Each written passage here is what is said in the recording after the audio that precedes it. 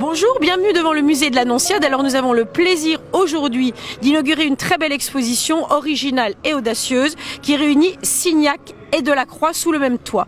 J'ai le plaisir par ailleurs de voir réunies deux personnes de culture, Madame Fonréau, qui est donc la directrice de la programmation culturelle du Louvre, et Madame Bessed, qui est la toute jeune directrice du musée Eugène Delacroix.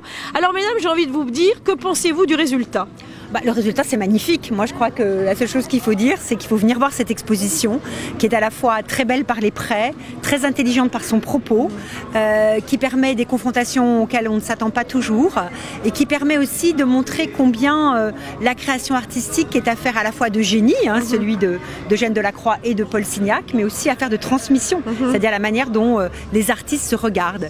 Et puis aussi dire que cette exposition place au cœur deux éléments qui me sont chers. D'abord le rôle des musées, puisque Signac a joué un rôle très important dans la fondation du musée Delacroix, comme dans la fondation de ce qui est devenu ensuite le musée de l'Annonciade. Et puis le rôle des écrits de peintres, c'est-à-dire les peintres sont aussi des écrivains, et Delacroix comme Signac ont aussi beaucoup écrit. Donc vraiment, venez à Saint-Tropez voir l'exposition à l'Esplanade. Absolument. D'ailleurs, Delacroix donc écrit un journal qui a été déterminant.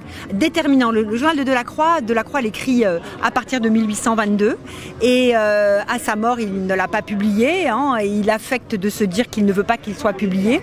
En fait, je pense qu'il en a quand même un petit peu envie malgré tout, déjà, et il faut attendre 1893, donc 30 ans exactement après la mort de Delacroix, pour qu'il soit édité. Et pour les peintres de la génération de Signac, c'est une révélation. Lire ce journal, c'est une révélation parce que ils sont nés après la mort de Delacroix, et lire Delacroix, c'est l'impression de rencontrer Delacroix en vrai. Et ça, c'est absolument extraordinaire, et c'est ce qui inspire à Signac son fameux livre de Delacroix au néo-impressionnisme. Alors tout à l'heure, vous parliez de pensée magique. Est-ce qu'on peut revenir là-dessus ? Oui, la pensée magique, c'est le fait que quand Signac, avec Maurice Denis, Édouard Vuillard, Carl-Xavier Roussel, Georges Desvallières, a l'idée de transformer l'atelier du musée Delacroix en musée, ils ont l'idée bien sûr de la conservation du lieu, mais aussi cette idée un peu de la pensée magique que d'une certaine manière, grâce à cela, ils vont pouvoir bénéficier de l'aura de Delacroix.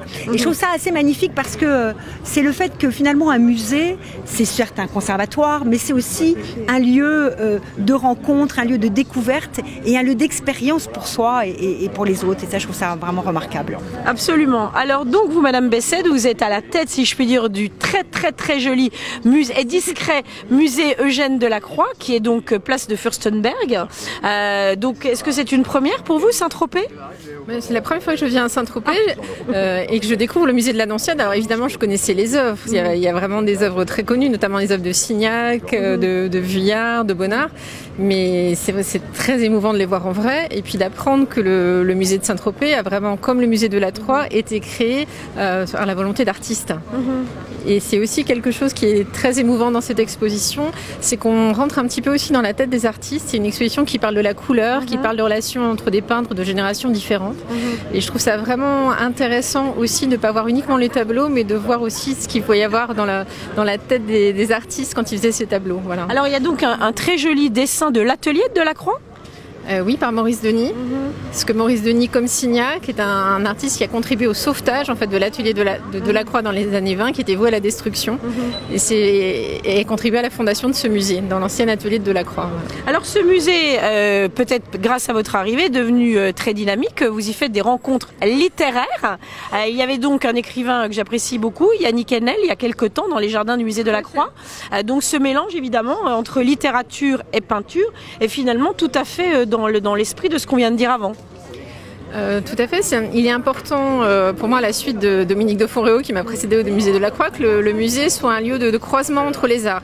Qu'il y ait de la musique, de la littérature, de la peinture. Et c'est d'autant plus important que Delacroix était quelqu'un qui lisait beaucoup, qui avait des amis qui sortaient beaucoup au spectacle, des amis musiciens, écrivains, et pas seulement des peintres. Et c'était vraiment un artiste dans la société. Il est important aussi que le musée puisse permettre de porter un autre regard sur la peinture, sur les tableaux, au travers de rencontres comme celles qu'on a pu avoir avec Yannick Enel et Gaël Obiegli. Ouais. Absolument. Et c'est vrai que c'était une époque où il y avait une sorte de brasserie des arts générale. Je ne sais pas si aujourd'hui c'est encore valable. Ça, j'ai l'impression que c'est un peu par case, non ? c'est certainement plus cloisonné que ça ne l'était à l'époque de Delacroix, parce que le savoir, la connaissance est beaucoup plus large. Mais je pense que ça existe toujours. Yannick Enel, qui a donc été accueilli, et moi je m'en réjouis beaucoup au musée Delacroix, on avait eu l'occasion de l'inviter déjà il y a quelques années, vient de publier un très beau livre sur Caravage. Donc on voit bien qu'un romancier peut s'intéresser à Caravage. Donc je crois que, voilà, je pense que non, c'est quelque chose qui existe toujours et Dieu merci. Et peut-être qu'en profiter, puisqu'on parle du musée Delacroix, de faire un peu de publicité pour l'exposition qui y est présentée en ce moment, qui s'appelle La création à l'œuvre, et qui rentre effectivement dans l'esprit des artistes, comme Claire le disait. Et je crois que c'est intéressant parce que je pense qu'il y a cette envie aussi des visiteurs d'aller au-delà de l'œuvre présentée, de comprendre aussi comment elle s'est élaborée. Absolument. Mesdames, je vous remercie. Soyez les bienvenues à Saint-Tropez. Merci, à très bientôt. Merci infiniment.